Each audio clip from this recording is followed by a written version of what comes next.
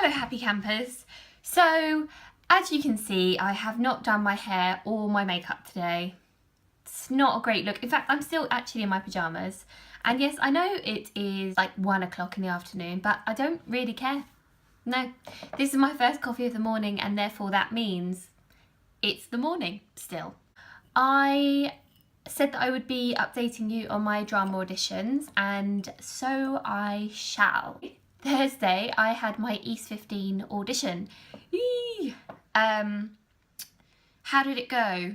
Well, I had fun, so that's always a positive with auditions. I really enjoyed the day actually. Really nice people that I was auditioning with and really nice people that I was auditioning for. So yeah, positives. I thought what I'd just do is give you a sort of a breakdown of how the day goes so that hopefully if you're going for this audition then you're not terrified. So I got to the Loughton campus because I'm auditioning for the MA acting course. Got there at about 10 o'clock, so half an hour earlier than I needed to, which is good. We registered in and then went and waited in a cafe.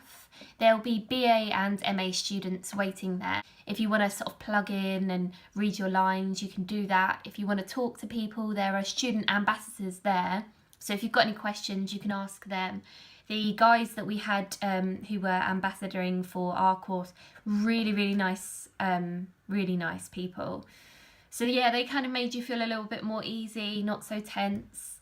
Then when it got to 10:30, one of the course tutors brought us into their main theatre and just gave us a little bit of a spiel on the uni. After that, they separated us out into BA and MA prospective students and we went off to do our auditions. We went into what they call the car park rooms and we did all together a group warm-up, which I found really helpful. I actually really don't like it when drama schools don't do that workshop warm-up with you because I think, one, it's good for you to sort of loosen up and get any excess nerves out of you. Two, obviously a vocal warm-up before you're about to do your audition is always amazing. And so is a movement one. But I think the biggest thing that I like about those is it gives you a sense of what going to the school would be like. You get to really sort of understand what their techniques are, what a typical day at the school would be like. So yeah, that was great. My tips would be listen, relax, definitely. I know it's hard because you're like stressing and you're running your lines in your head, but listen to what they're saying because the tutors at this point are probably giving you vague clues as to what they're going to be looking for in your piece. And what they're going to be looking for from you as a person. I think the biggest thing that I can say about this course, and I think MA courses in general, is it's a really short space of time, right? A year. So they're looking for people who take direction well, but also react to that almost instantly. They want to be able to say something, and even if it's completely random, you know, like, okay, now do your monologue like a Martian. They just want to see that you'll just take it and go with it. So that came through in some of the warm-up things, so listen. Okay, so after that we were then split into a further 2 groups, so 2 MA audition rounds. You do your contemporary to one tutor and your classical to another tutor, and you do one and then the other. I did my classical first. I actually volunteered to go first out of my group. I don't know why I did that. I was really nervous, but I think actually to just get it out of the way, I just wanted to get on with it. So I would recommend, if you have a choice, then volunteer. The layout was not like any other audition that I've been into. It's not a scary panel, you know, sitting here kind of X Factor style when you walk on, like as if you're going to the gallows and you're freaking out. It's not that at all. And Andrea, who is the MA course leader, She is very upfront about what the process is going to be like. You know, she says it's more of a workshop. She told us that she would probably stop us. She told us that she would probably redirect us. And I think having that knowledge before you start your piece really gives you some sort of ease and freedom. So instantly it becomes not an audition room, but a classroom, which means that you're just standing in front of your classmates, presenting your work and working on it together collaboratively. So it just relaxes you completely. I got about 2 lines into my piece and I got the stop. And then I was asked to give my notes to self. Now, what notes to self mean is exactly that. What would be my notes to self after my couple of lines?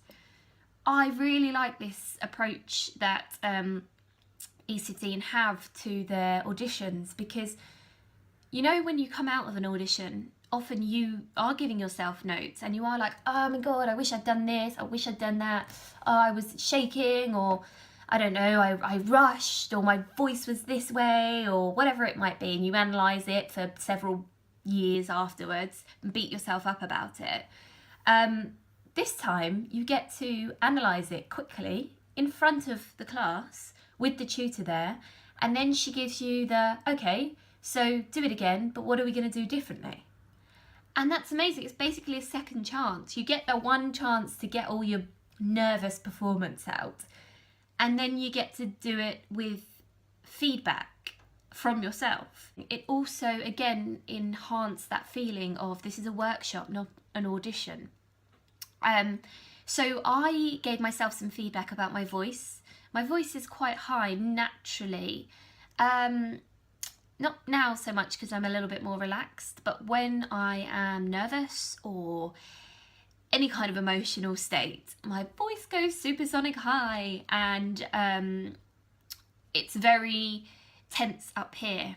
So Andrea jumped up and said to me, okay, well, let's see what we can give you for your £50 audition fee.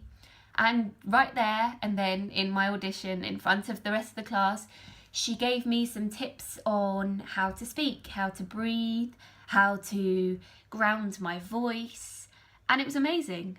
Absolutely amazing. So we did that, and then I went again and we did a few more tips, and then I went again, and I actually didn't get to finish my whole monologue. I think I got about, I don't know, a quarter of the way through, and then she stopped me and said, thank you very much.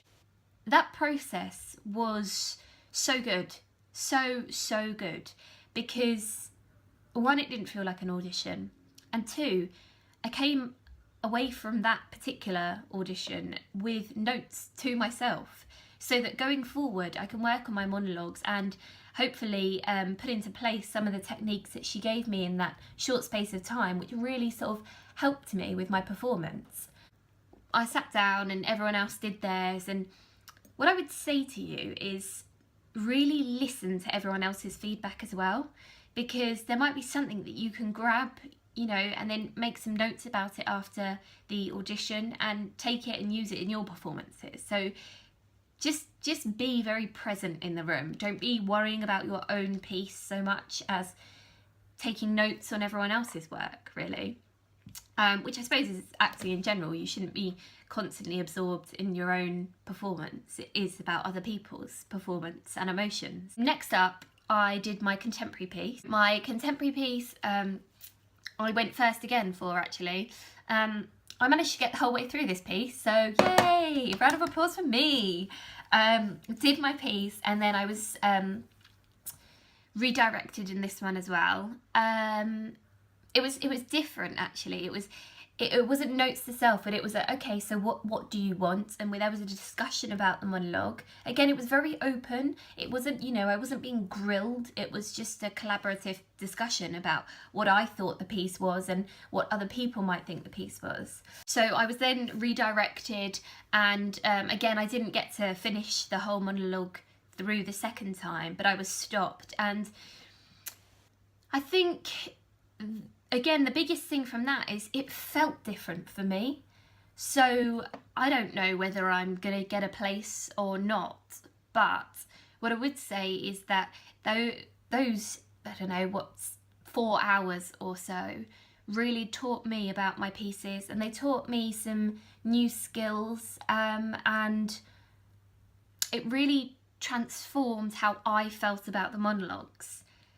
I think when you are rehearsing monologues, you can become so wrapped up in the monologue, and the performance becomes very in here, because often you're performing to, well, your bedroom wall. So the lack of performing it to an actual human changes the monologue somewhat. I also think, you know, we tend to look at them as monologues and audition pieces, but really they're moments in a character's life. And obviously when you are, oh, look at this, honestly, should brush my hair before I talk to you, shouldn't I really?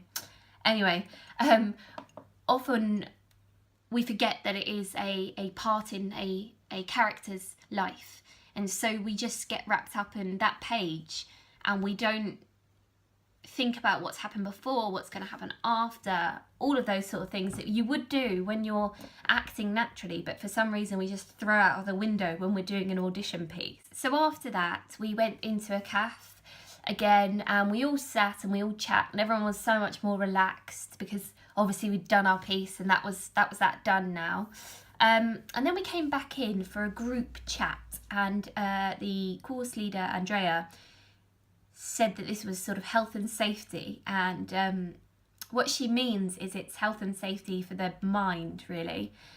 She kind of gives you quite an in-depth talking to about the industry, about whether this is what you want to spend that dramatic amount of money on. You know, she makes great play about the fact that this is about £75 a day to come to drama school, and you know, you've got to make sure that's what you want to spend £75 a day on, and how they're very caring and nurturing, and feelings are sort of, you know, really respected. There's no gossiping, there's no bitchiness. There is a very open discussion about you as people and how that might affect your acting, all of this sort of thing. So yeah, it was really good again to have that chat, to have another chance to ask any questions, and to also again find out what it is like to go to this school. So after that we were free to go, and I jumped on the tube and went home, and it was interesting. I think it was the best I've felt coming out of an audition. Not even necessarily about my performances. I have to say that they almost weren't on my mind. What was on my mind was just the experience of the day that I'd had, and all of the things that I could take away from it. I think people with auditions get very wrapped up on, oh my god, am I going to get it? Am I not going to get it? And that's it. And all they see is that. Now obviously I want to get into drama school, otherwise I wouldn't be auditioning, but if you can try and grab something more from every experience, then I think that's really good. And I think East 15, well, from my personal audition experience, really give you a great deal for your audition fee. That was my audition experience for East 15. I won't find out now until January, which is just killing, but I suppose we have got Christmas in the meantime, which means that I can just get very, very, very, very merry for the rest of the year and not worry about it too much. Yeah, so that was my experience. If you have any questions, if you want to know more about the day and I can try and help you, then comment.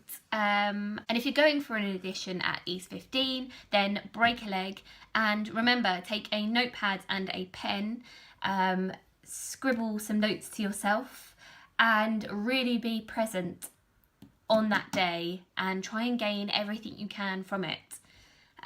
Yeah, okay, so my next audition is with Central, and that is in January, so I will see you then, I guess. Okay, bye!